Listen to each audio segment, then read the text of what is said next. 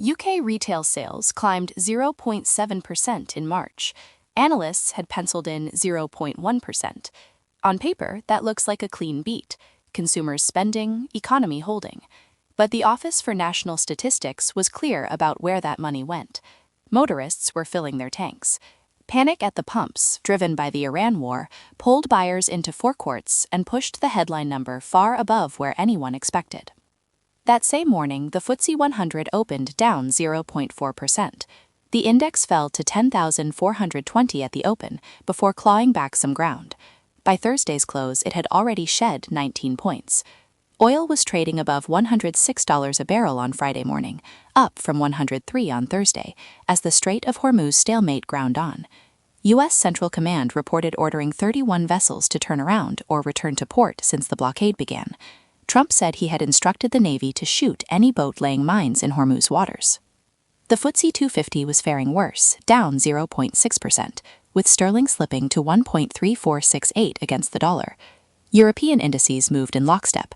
DAX off 0.1%, CAC down 0.4%. There was no sector escape.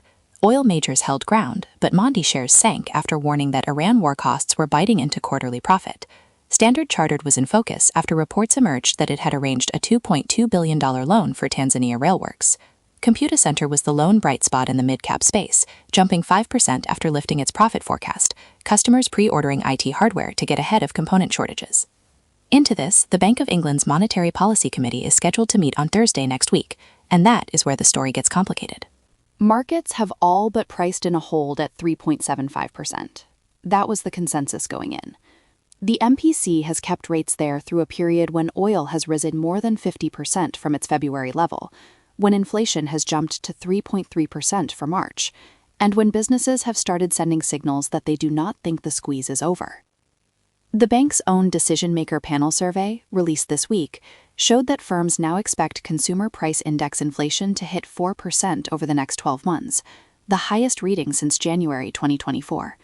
Employment is expected to fall. Sales growth is expected to narrow. Wage expectations ticked up to 3.5%. The survey is not a casual indicator. It feeds directly into how MPC members read the medium-term inflation path. And then there is Swati Dhingra. She had been the most reliably dovish voice on the committee, the rate setter who could be counted on to vote for cuts, sometimes alone. Last month, she opened the door to a rate hike. That sentence carries weight precisely because of who said it. When the committee's most consistent dove signals hawkish intent, it means the internal consensus has shifted further than the hold decision implies. 2-year gilt yields jumped 20 basis points on the day that language appeared in the minutes. That was not a noise trade. Bank of England Deputy Governor Sarah Breeden has separately flagged that global stock markets do not reflect the risks in the global economy and will fall back. She cited private credit markets, highly valued artificial intelligence stocks, and what she called risky valuations more broadly. A deputy governor saying publicly that markets will fall is not a routine comment. There is a timing problem here. The rate is staying at 3.75%, but the language around that hold has been moving hawkish for weeks. Firms are not expecting relief, they are expecting the opposite. The question the MPC faces is whether holding into a 4% inflation expectation looks like prudence or paralysis. The Hormuz blockade is the variable that makes this genuinely difficult to resolve. If oil stays above $100, July's energy price cap, which covers roughly 19 million households in England, Wales, and Scotland, will almost certainly rise sharply. Typical bills fell 7% in April to £1,641 annually. That fall may be erased before the summer is over. The MPC knows this, and so do the businesses in the survey. The last time UK businesses and the Bank of England diverged this sharply on the inflation path was in early 2022, when the MPC was still describing inflation as transitory, while business surveys were already pricing in structural price pressures. Rate hikes followed, faster and larger than the committee had signaled. The pattern was not that the MPC was wrong to hold initially. It was that the gap between business expectations and official guidance became a signal in itself. The current gap is narrower but structurally similar. Firms expect 4%. The MPC's own forecasts have been revised upward but remain below that. The hold at 3.75% is defensible, while the Iran conflict adds uncertainty. Outlook uncertainty was the phrase used in previews of Thursday's decision. That phrase does real work. It is the MPC's way of saying it does not know enough yet to move, and it does not want to be blamed for moving too soon. The conditions under which this hold becomes untenable are specific. If all remains above $100 through June, the July price cap revision becomes a major inflation event.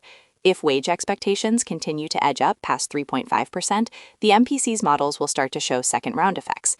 If the Hormuz blockade produces visible supply disruption in UK aviation fuel, which airlines are already managing through slot penalty waivers, the services sector gets hit in a way that the energy channel alone does not capture.